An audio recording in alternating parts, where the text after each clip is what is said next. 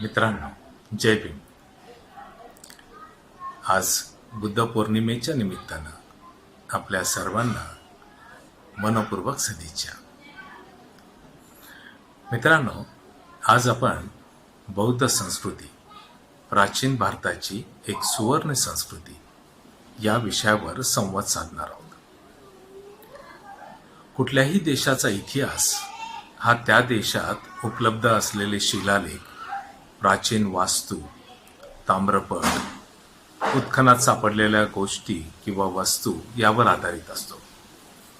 या सर्व वास्तूंचा अभ्यास करून त्या देशातील प्राचीन काळातील राजकीय, धार्मिक, आर्थिक आणि त्याचबरोबर सांस्कृतिक इतिहास आपल्याला कळायला मदत होते. जगात सर्वात प्राचीन संस्कृती असलेल्या देशांमध्ये भारताचं नाव अत्यंत आदरानं घेतलं जातं. भारताचा प्राचीन सांस्कृतिक इतिहास हा अंदाजे 4,500 ते 5,000 वर्षांपूर्वीचा आहे. बौद्ध संस्कृती इसवी सन पूर्व 600 ते इसवी सन 1100 या कालावधीमध्ये उत्कर्षावर होती. या काळात भगवान बुद्धांच्या विचारानं प्रेरित झालेले अनेक बौद्ध आचार्य यांनी नवनवे शोध लावले आणि त्याचे परिणाम केवळ भारतावरच नाही तर जवळपास जगातल्या सर्वच देशांवरील धार्मिक, आर्थिक, राजकीय, तत्वज्ञान, न्याय, योग, नाट्यकला, साहित्य, शिल्पकला, चित्रकला या सर्व क्षेत्रामध्ये आजही आपल्याला पाहायला मिळतं. भगवान बुद्धांनी यज्ञ, अंधश्रद्धा, कर्मकांड याच्या विरुद्ध प्रखरपणे विरोध केला होता आणि त्याऐवजी अहिंसा, प्रेम, मैत्री, करुणा हे विचार प्रतिपादले होते. जगामध्ये शाश्वत असं काहीच नसून सर्व उत्पन्न होणाऱ्या गोष्टी या एक ना एक दिवस नष्ट होणार असून जीवनामध्ये दुःख हेच अंतिम सत्य असून या दुःखातून सत्यवादी मार्ग काढून मनुष्याचं जीवन सुखी कसं करता येईल हे विचार बुद्धांनी प्रतिपादले. बुद्धांच्या ह्याच विचारावर चालत हजारो भिक्खू तयार झाले, ज्यांनी बुद्धांचे विचार गावोगावी, देशोदेशी पसरवले. बुद्धांचे विचार हे समतावादी होते.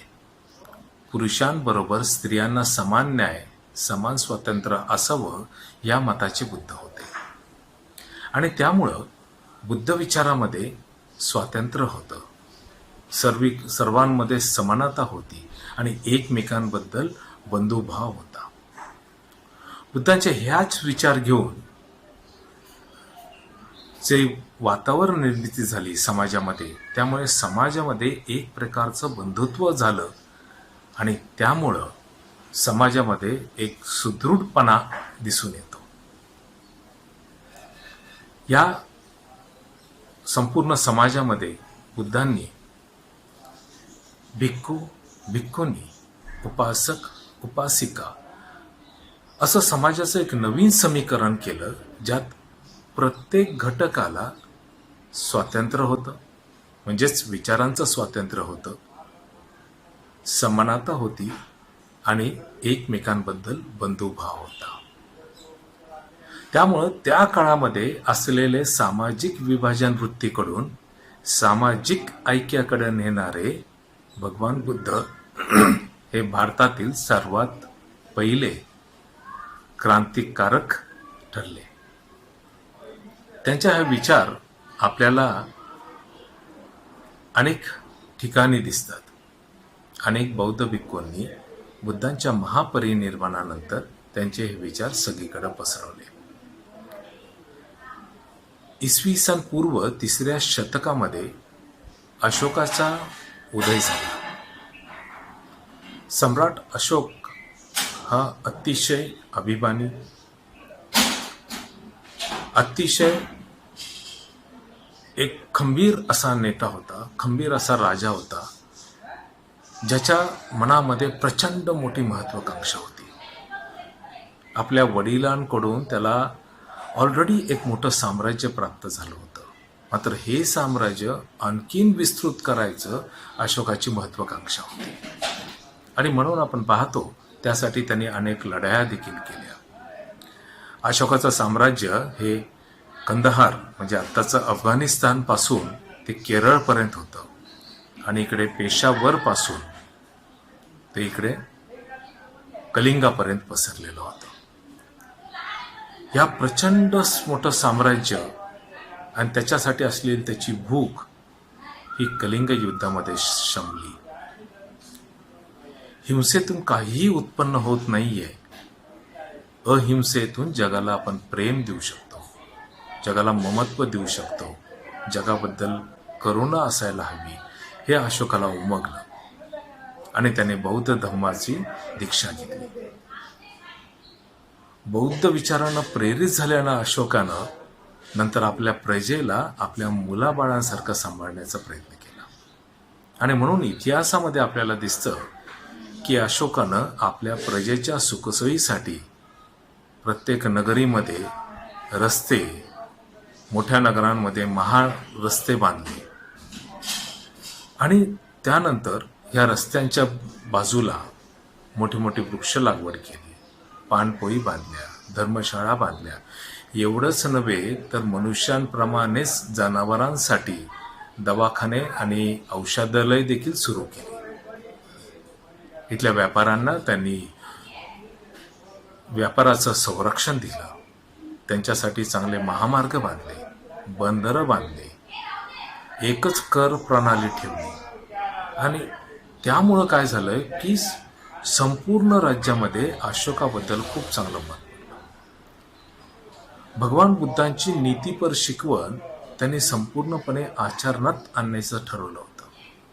आणि त्यामुळे त्याच्या राज्यामध्ये जिथं पूर्वी हजारो पक्षी आणि पशु मारले जायचे खाण्यासाठी, नंतरच्या काळामध्ये आपल्याला दिसतात त्यांनी एकही पक्षी किंवा पशु मारू दिला नाहीये. अशोक अहिंसेचा प्रेरक शक्ती झाली. याच सम्राट अशोकाच्या काळामध्ये भारतामध्ये लिखाणाचा इतिहास प्रारंभ झाला.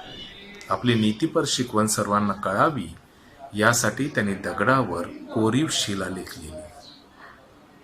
भारताच्या लिखाणाची सुरुवात अशोकाच्या शिलालेखांपासून होते.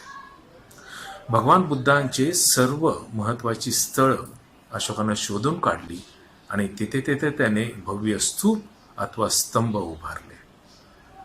आज जे संपूर्ण प्राचीन बौद्ध वास्तू आपल्याला दिसत आहेत, हे सर्व अशोकामुळे दिसत आहेत हे आपण लक्षात घेतलं पाहिजे. आयुष्याच्या शेवटच्या श्वासापर्यंत सम्राट अशोकाने भगवान बुद्धांचे विचार तंतोतंत पाळले आणि आचरणात आणले. आपल्या प्रजेला मुलांसारखं सुख देणारा सम्राट हा एकमेव अद्वितीय होता आणि म्हणून सम्राट अशोकाला सम्राटांचा सम्राट असं म्हटलं गेलेलं आहे. अशोकाने दिलेली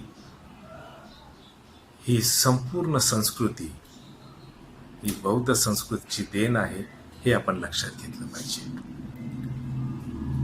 नंतरच्या काळामध्ये आपल्याला दिसतं की इसवी सन पूर्व 6व्या शतकापासून तक्षशिला हे भारतातील एक प्रसिद्ध विद्यापीठ होतं.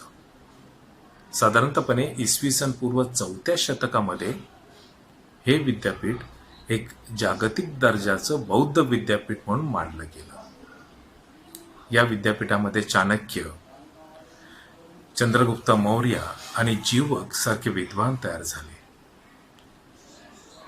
जीवकाचं वैद्यकशास्त्रामध्ये प्रचंड ज्ञान संपादन केलं होतं. जीवक हा जगातला सर्वात पहिला वैद्य की ज्यानं मेंदूची शस्त्रक्रिया केली होती. आधुनिक विज्ञानाचा अवलंब आणि शास्त्र शुद्धपणे त्याचा अभ्यास ही बौद्ध संस्कृतीची देण आहे मित्रांनो. अनेक दुर्धर आजार हे जीवकानं बरे केले होते. भगवान बुद्धांचा फिजिशियन म्हणजे भगवान बुद्धांचा डॉक्टर म्हणून देखील त्याने ख्याती प्राप्त केली होती. इसवी सन 4थ्या शतकामध्ये स्थापन झालेले नालंद बौद्ध विश्वविद्यापीठ हे जगातलं पहिलं विश्वविद्यापीठ होतं. या नालंदामध्ये 10,000 विद्यार्थी आणि 2,000 शिक्षक एकत्र राहत आणि विविध विषयांचं अध्ययन आणि अध्यापन करत. ऐतिहासिक माहितीनुसार बौद्ध धर्माच्या अभ्यासाव्यतिरिक्त या विश्वविद्यापीठामध्ये इतर 64 प्रकारच्या विद्या शिकवल्या जात. हे संपूर्ण विद्यापीठ हे दानातनं चालत असे. इथले राजे, व्यापारी, समृद्ध शेतकरी इथं स्वतःहून या विश्वविद्यापीठामध्ये दान देत. या विद्यापीठाच्या प्रवेशासाठी वर्षानुवर्ष भारतातच नव्हे तर परदेशातले विद्यार्थी देखील यायचे आणि त्यांची कडक परीक्षा झाल्यानंतरच त्यांना इथं प्रवेश दिला जायचा. हे विद्यापीठ जगातही प्रसिद्ध होतं. त्याचं महत्त्वाचं कारण मध्ये इथं देत असलेले शास्त्र शुद्ध शिक्षण आणि विद्यार्थ्यांना स्वतंत्र विचार करण्याची मुभा. ऐतिहासिक दाखल्यानुसार या विश्वविद्यापीठामध्ये आपल्याला अनेक प्रसिद्ध विद्वान शिकलेले दिसतात. बौद्ध तत्त्वज्ञानाचा गाढा अभ्यासक आणि शून्य आणि शून्यता या विषयाचा संकल्पना मांडणारा आचार्य नागार्जुन, त्याचा शिष्य आर्यदेव चंद्रकीर्ती, भारतीय बौद्ध न्यायशास्त्र म्हणजे बुद्धिस्ट लॉजिकचा जनक दिग्गणक, त्याचबरोबर त्याचा शिष्य धर्मपाल जो योग शिक्षक होता आणि ज्यानं आपला शिष्य शीलभद्रेच्या साह्यानं बौद्ध तत्वज्ञान चिनी भाषेमध्ये त्या काळी भाषांतर केलं होतं.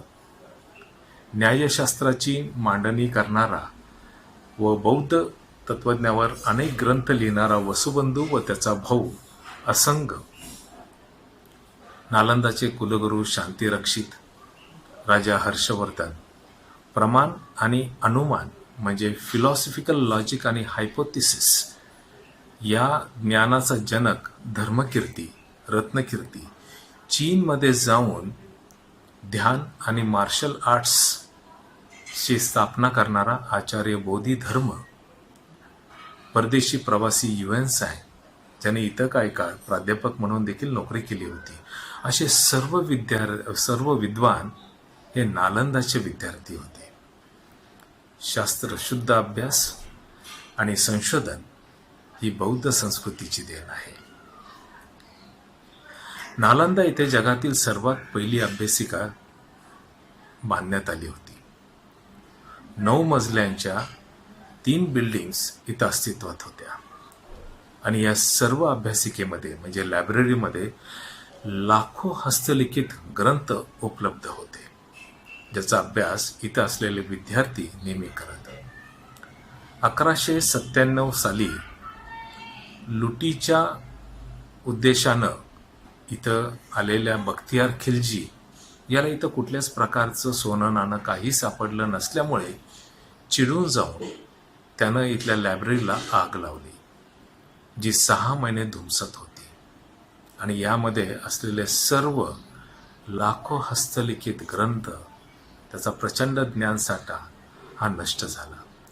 मात्र त्याही आधी इथं असलेल्या विद्यार्थ्यांनी काही महत्त्वाचे ग्रंथ चीनी भाषेमध्ये भाषांतरित केले होते व आजही ते आपल्याला चीनमध्ये पाहायला मिळतात.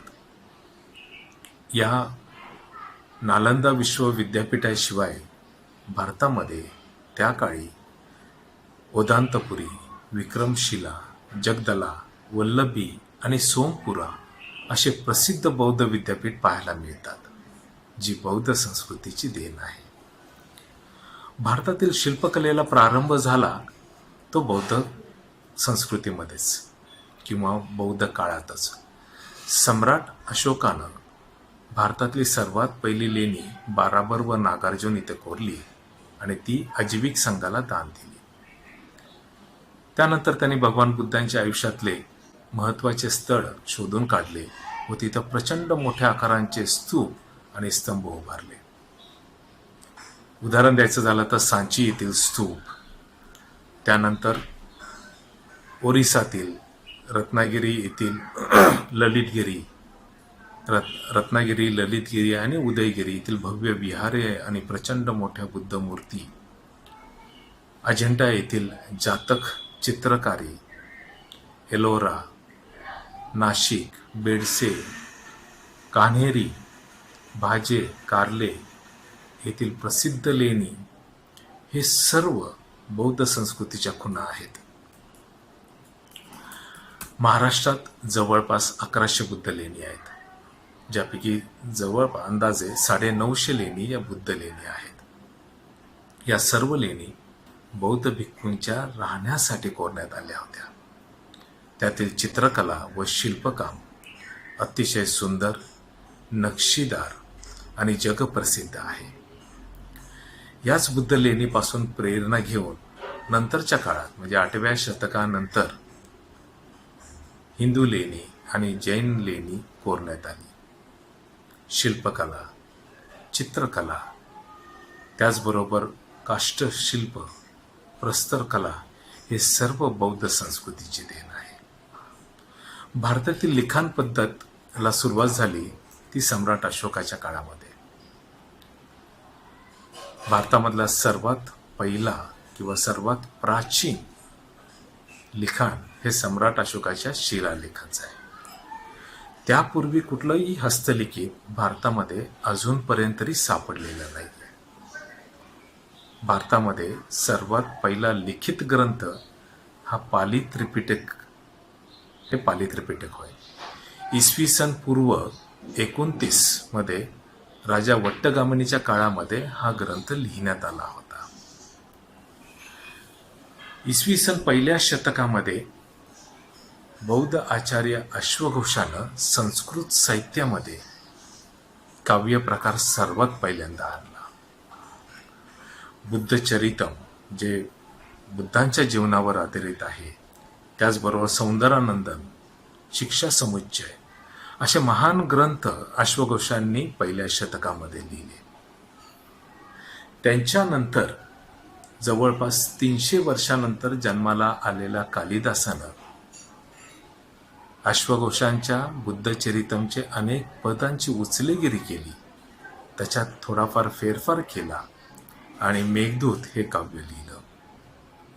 भारतामध्ये 5 महाकाव्य जी आहेत त्यामध्ये 2 महाकाव्य ही कालिदासाची आहेत.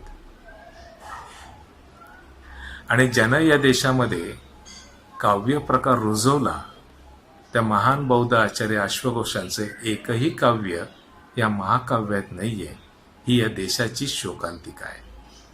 इथल्या सारस्वतांची मानसिक दारिद्र्यपण इथे आपल्याला दिसून येते. आणि म्हणून मित्रांनो, एक दिसून येतं की भाषा, लिपी, ग्रंथनिर्मिती, साहित्यातील काव्य प्रकार हे सर्व बौद्ध संस्कृतीची देण आहे. 5व्या शतकामध्ये आचार्य बुद्धघोषांनी अनेक ग्रंथांची निर्मिती केली. पाली त्रिपिटकातील बुद्ध वचनांवर त्यांनी अनेक टीका म्हणजेच कॉमेंट्री लिहिल्या. सगळ्यात महत्त्वाचं म्हणजे त्यांनी हे सारे टीका अतिशय विश्लेषणात्मकरित्या लिहिलेले आहेत. त्यामुळे बुद्ध विचार समजून घ्यायला आपल्याला मदत होते. त्यांच्याच नंतर शांतिदेव व कमलशील सारख्या बौद्ध आचार्यांनी अनेक ग्रंथ लिहिले. भारताच्या सांस्कृतिक इतिहासात नीतिमत्तेवर व मानवी मनात उद्भवणाऱ्या अनेक विचारांचं खंडन आणि त्यातून आदर्श जीवनाचा मार्ग सांगण्याची काम प्राचीन बौद्ध संस्कृतीने वेगवेगळ्या माध्यमातून नेहमीच करत आलेले आहेत. आणि म्हणूनच जागतिक सांस्कृतिक इतिहासामध्ये एक सुवर्ण संस्कृती म्हणून बौद्ध संस्कृतीचा उल्लेख अत्यंत आदराने केला जातो. मित्रांनो, सर्वात आदर्श अशा या बौद्ध संस्कृतीचा आपण अभ्यास केला पाहिजे. या बौद्ध संस्कृतीनं केवळ भारतालाच नाही तर जगालाही खूप काही दिलेलं आहे. प्राचीन भारताची मातृभाषा पाली होती आणि याच पालीनं अनेक देशांची भाषा देखील उत्पन्न केली असं म्हणायला हरकत नाही. जेव्हा बौद्ध धम्म, बुद्ध विचार अनेक जगांमध्ये गेला, अनेक देशांमध्ये गेला, त्यावेळेस आपल्या जवळच असलेले तिबेट, भूतान, चीन, Japan, Sri Lanka, Laos, Cambodia, Thailand, Burma या सर्व देशांची लिपी आणि भाषा ही बौद्ध संस्कृतीतल्या धम्मलिपी आणि पाली भाषेपासून तयार झाली आहे. त्याचबरोबर या देशांना बुद्ध विचारानंच बरोबरच बौद्ध संस्कृतीने त्यांना शिल्पकला, त्याचबरोबर काष्ठशिल्प ह्या देखील कला प्रदान केलेल्या आहेत. नवनवीन शोधांच्या नुसार आणि नवीन नवीन शोध तयार करणं, त्यांचा अभ्यास करणं, त्यांच्यावर संशोधन करणं ही बौद्ध संस्कृतीची देण आहे. आपण या संस्कृतीचा अभ्यास करा. मग ते लेणी असेल, शिलालेख असतील, हस्तलिखित प्राचीन ग्रंथ असतील किंवा तत्वज्ञान असेल, प्रमाणशास्त्र असेल, संस्कृत साहित्य असेल, या सर्वांचा आपण अभ्यास करा. आणि अभ्यास करताना हे लक्षात घ्या, ही प्राचीन बौद्ध संस्कृतीची ही देण आहे. मित्रांनो, या संस्कृतीबद्दल आपण अभिमान बाळगायला हवा. बुद्ध विचारानं प्रेरित झालेली ही संस्कृती आपल्या सर्वांच्या आयुष्यामध्ये मंगल भाव आणि त्याचबरोबर सुखपूर्ण आरोग्यदायी आयुष्य आपल्या सर्वांनाच देवो, हीच या बुद्ध पौर्णिमेच्या निमित्तानं प्रार्थना. आपल्या सर्वांना पुन्हा एकदा बुद्ध पौर्णिमेच्या खूप खूप मंगलमय सदिच्छा. जय भीम, जय भारत.